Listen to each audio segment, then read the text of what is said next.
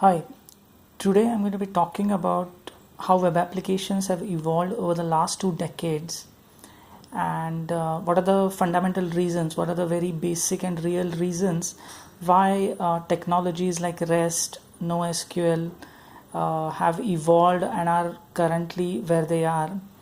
And hopefully, some of this understanding will help you architect your own web applications as per your requirements. Okay. So let's start out with the very basic three-tier architecture diagram that was all too popular in the mid 90s or so. And there's a client, there's a web server, there's an app server, and a database. Now, these three-tier architectures were very widely adopted in enterprises all over the world, and they were very fairly popular. Uh, the only thing about them was, you know. They would be able to support like hundreds of users, maybe 1,000 users, maybe 10,000 users. But beyond that, cracks started showing up in the application. So what were these issues? These issues were related to scalability, right? Because in order for a three-tier web application to support 10,000 users would be quite difficult. So what are the difficulties? The smart people at that time realized that a lot of the scalability that was required was in terms of serving content, in terms of static HTML, images, files, things like that.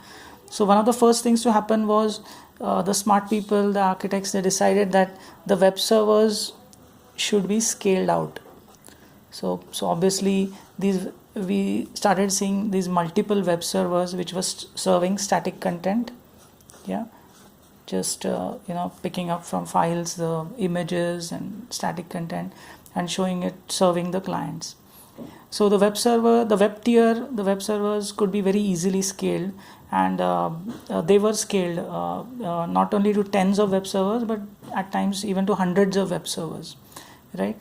And the architects realized that maybe out of 100 requests, only a few 5 or 10 requests were actually making it to the app server. These were the requests which required transactional persistence, and that's why it was sufficient to have the app servers as maybe 1 or 2 or tens of app servers.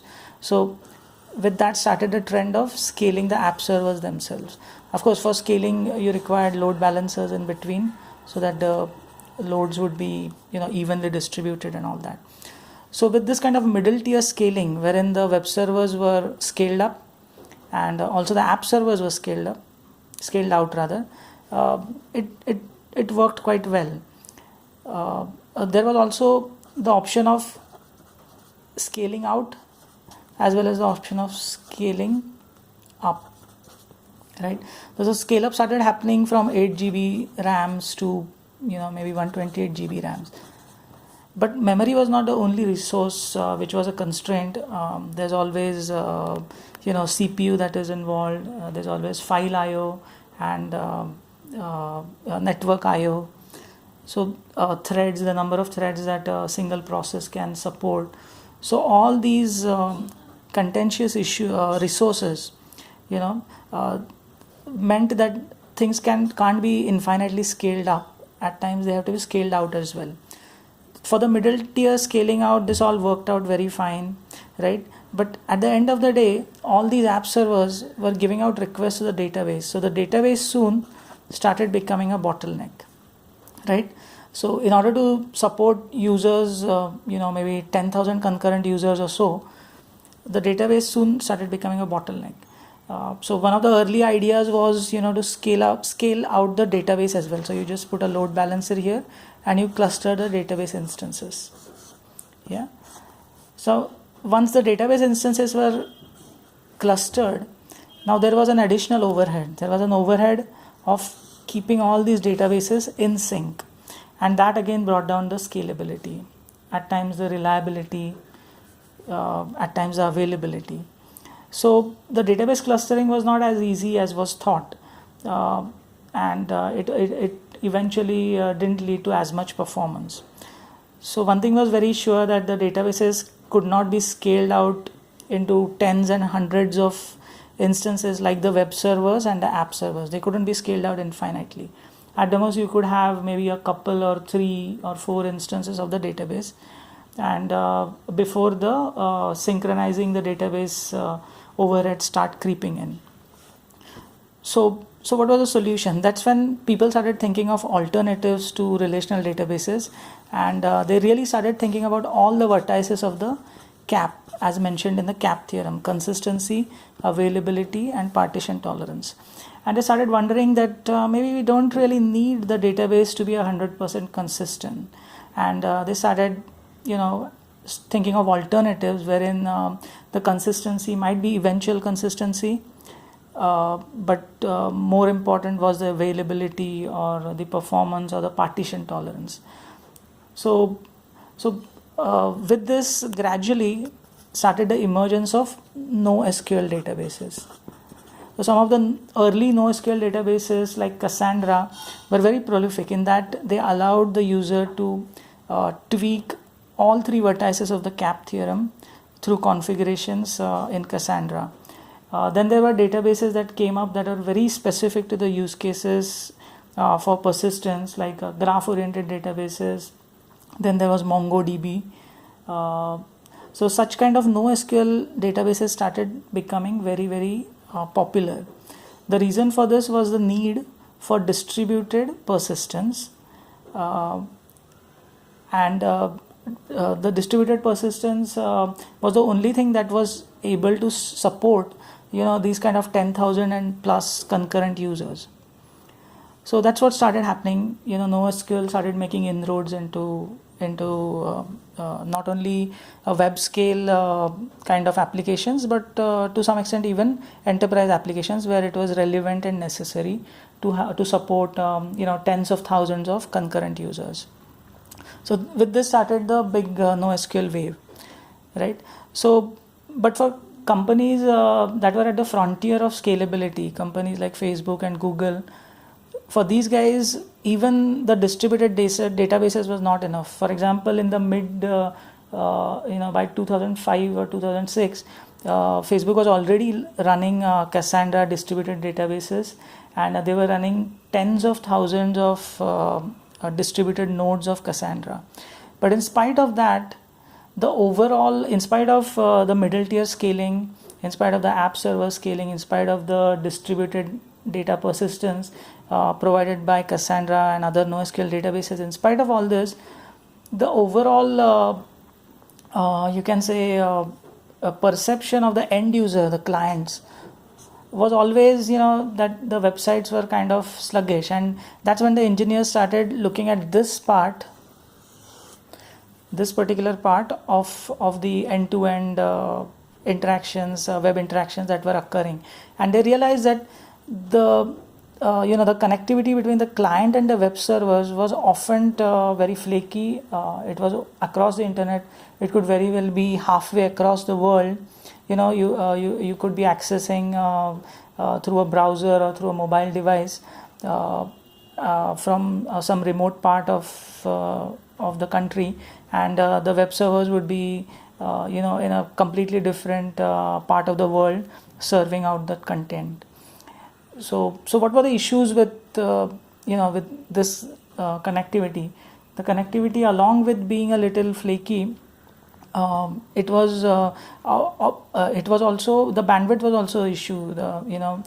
Throughout, nobody over the internet, nobody could kind of guaranteed provide a certain kind of bandwidth that is luxury for intranet applications or enterprise-wide applications. These applications go across the internet, and the bandwidth could vary wildly. So what were the choices that engineers have? So the engineers started thinking, what are we doing wrong? What is wrong with website, or rather server-side technologies like JSPs? So in the case of JSPs, what happens is, on the server itself, the entire HTML is formulated, along with the data merged into the HTML. And then the entire HTML document is sent out from the web server all the way to the client across the internet, right? Now, the engineers started questioning, is there really a need for sending all this HTML across the internet to the client every single request? Well, apparently no, because browsers were very much capable of caching HTML data, caching content, caching JavaScript. So all this browser capability was getting underutilized. So they started thinking more in terms of the entire, you can say, the entire template of the application existing on the client itself, cached by the browser, and only the relevant data, the data that actually fills up the particular HTML, that would be sent across from the web server all the way to the client. This also meant that so with this came in the idea of REST, and specifically REST started becoming popular since the entire HTML would now be cached. The HTML, the JS and the CSS would now all be cached on the client side itself, and only the required data required to paint that particular screen would be sent from the web server to the client. So these kind of REST calls or AJAX enabled technologies for pushing the data to the client started becoming quite popular. And so the bandwidth issue was solved, the internet connection and the bandwidth that was limited. This issue got solved since we were now no longer sending entire HTMLs, but rather only JSON data, for example, across the internet. And the user perception improved. It seemed like the apps were much more responsive. Also around the same time, instead of just web browser based applications, there was a advent of native mobile applications. The REST technology or AJAX turned out to be very, very suitable for native mobile apps as well. The mobile apps could very well consume these kind of REST APIs, and they could just retrieve the JSON data, whatever was required for their particular screen, and they could also send back only the data that was required instead of the entire shell of the application as such. So REST kind of was a very good fit for mobile apps as well. We needed to develop REST services in the web tier only a single time, and from then onwards it was like the REST web services could be easily consumed by the mobile as well as by web browsers. So if you see, really the you can say popularity of NoSQL as well as the popularity of REST has primarily been because of these driving factors of scalability. There's one more point I'd like to emphasize in this, that one more reason why REST found wide adoption could be that the server-side technologies like JSPs and other JSF and things like that required the pages to be formulated on the server side, right? And forming of that HTML on the server side takes up valuable server-side resources like CPU or memory, right? So this might not seem very critical when you are dealing with 100 users, but the moment you deal with, let's say, 100k users, or like Facebook does, maybe with 1 million users, then you can imagine being able to support these kind of 1 million users with server-side technology would be next to impossible, not just because of scalability, but also it is economically not feasible, since that kind of CPU and that kind of memory would be required on the server side. Instead, through the use of thin clients, right? So the use of thin clients,